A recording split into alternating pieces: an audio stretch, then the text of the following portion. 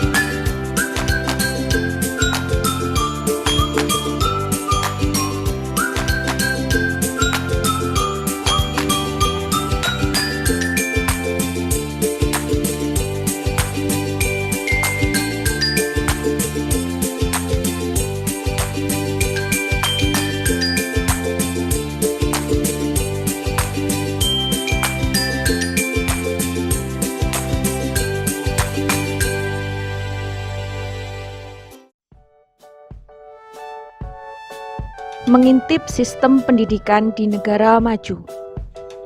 Selamat pagi untuk pelajar seluruh Indonesia.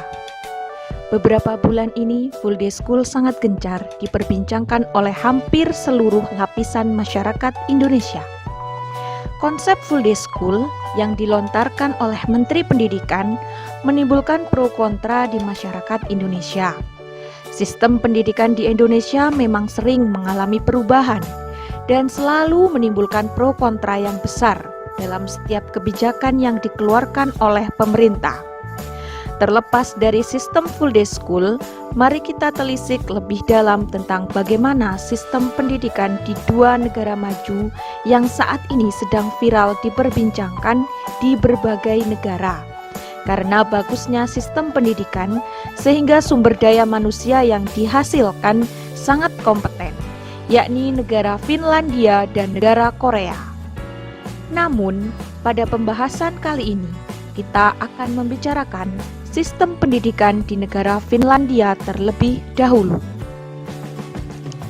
Negara Finlandia berbeda dengan kita yang harus menghadapi ujian nasional setiap akan naik jenjang sekolah. Seumur-umur, pelajar di Finlandia hanya menghadapi satu ujian nasional ketika mereka berumur 16 tahun. Tidak hanya minim pekerjaan rumah, pelajar di Finlandia juga mendapatkan waktu istirahat hampir 3 kali lebih lama daripada pelajar di negara lain. Namun, dengan sistem yang leluasa, entah bagaimana mereka justru bisa belajar lebih baik dan jadi lebih pintar. Di Finlandia tidak ada kekhawatiran orang tua yang bingung mencari sekolah untuk anaknya. Bahkan menurut hukum, anak-anak baru boleh memulai bersekolah ketika berumur 7 tahun. Awal yang lebih telat jika dibandingkan negara-negara lain.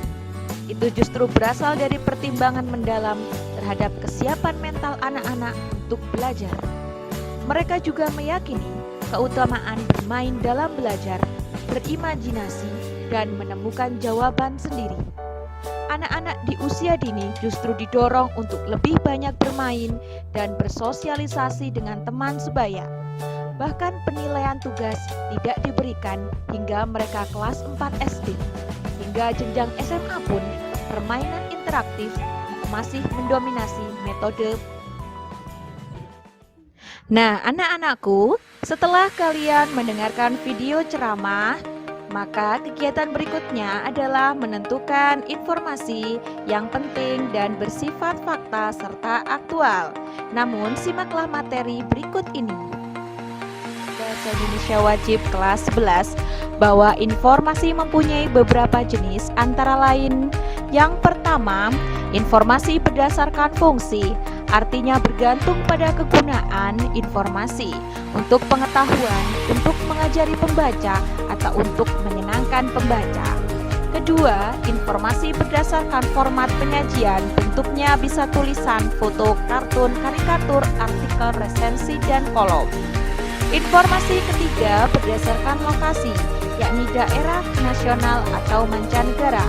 Informasi berdasarkan pada bidang kehidupan, baik pendidikan, musik, atau bahkan olahraga. Informasi berikutnya berdasarkan bidang kepentingan, menyangkut keselamatan dan kelangsungan hidup pembaca. Informasi yang menyangkut perubahan dan berpengaruh pada kehidupan pembaca, informasi tentang kiat cara untuk meningkatkan kualitas pendidikan. Itulah macam-macam jenis informasi. Sementara itu, informasi dikatakan sesuai fakta apabila yang pertama sumber informasinya jelas. Kalian bisa mengecek informasi dari koran, artikel, YouTube, atau dari para pakar. Yang kedua, dapat dibuktikan kebenarannya. Informasinya bukan dari gosip atau ujaran yang tidak jelas, melainkan dari ahli yang terpercaya di bidangnya. Sementara itu, untuk informasi dikatakan aktual, artinya informasi yang diterima memang sedang hangat diperbincangkan saat ini. Adapun contoh menemukan informasi penting dalam teks misalnya adalah pada paragraf ketiga. Informasi penting antara lain adalah negara Finlandia berbeda dengan negara kita yang harus menghadapi ujian nasional setiap akan naik jenjang. Pelajar di Finlandia hanya menghadapi satu ujian nasional ketika mereka berumur 16 tahun. Sementara itu, untuk informasi yang bersifat fakta atau faktual, misalnya saja, di negara Finlandia semua guru diwajibkan memegang gelar master yang biayanya disubsidi penuh oleh pemerintah. Sementara itu, untuk informasi yang bersifat aktual atau terkini, contohnya adalah full day school sampai saat ini masih menimbulkan pro kontra.